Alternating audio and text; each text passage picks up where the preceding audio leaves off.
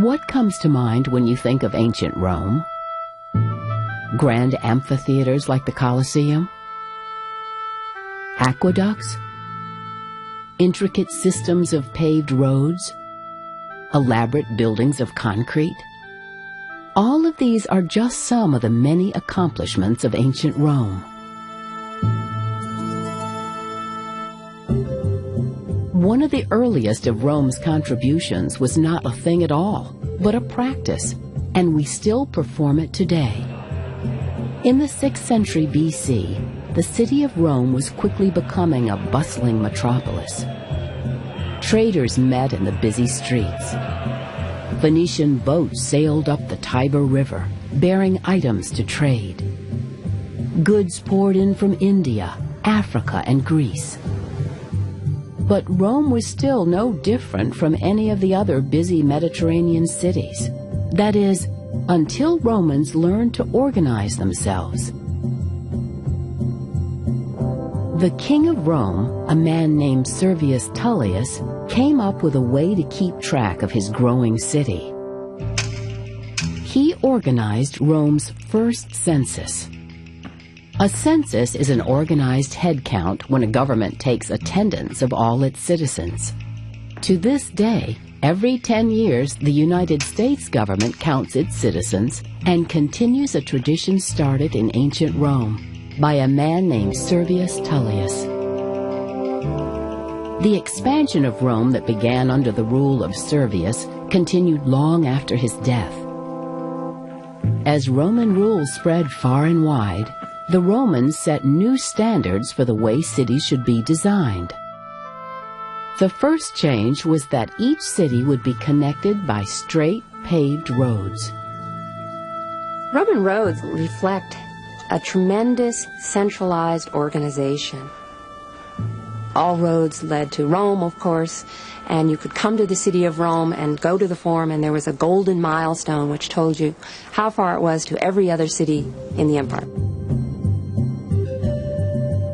This transportation system is surely one of Rome's most enduring legacies.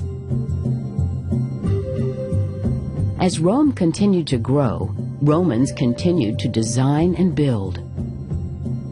With each conquest, they erected a victory arch, and in most cities, an amphitheater was soon to follow. The ancient Romans loved sporting events. Chariot races and gladiator contests drew crowds of thousands. The Egyptians left tombs behind, pyramids. We think of that immediately. We think of Greek temples. But the Romans, I think the most famous thing that they left behind probably were the stadiums. These amphitheaters rarely sat idle. Because of this Roman love of games, we have another tradition today. We have tax deductions, and we have holidays, and we have other things to keep our citizens happy. So did the Romans provide this kind of fun and games for people. Eventually in Rome, you had 170 days of games. That's really 170 holidays. That's half the year, figured out. But even around all these holidays, Romans found time to build, and they wanted their buildings to stand the test of time. Roman builders discovered that something truly monumental happens when you add volcanic ash to lime.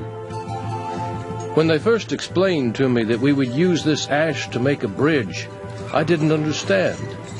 It's hard to believe until you see it, but when we mix it with water, limestone, and gravel, it'll turn into stone, harder than you can believe. It's a fantastic thing. You can make a wall as hard as any stone. They called it cementum. It was the world's first true concrete. Using the sturdy concrete, Roman builders created the structures for which they are most remembered. Structures built not simply for sport or as symbolic gesture. Structures that met the needs of Rome's citizens. All humans have 4 basic needs: food, shelter, clothing, and water.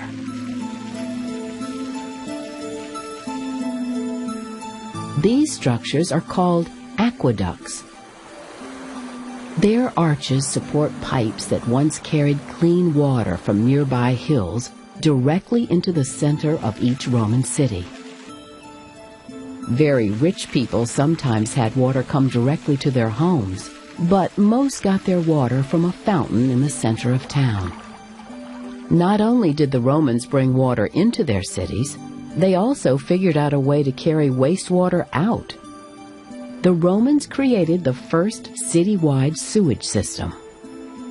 These contributions, the census, paved roads, concrete, amphitheaters, and piped water, forever changed the way that cities would be organized, built, and run.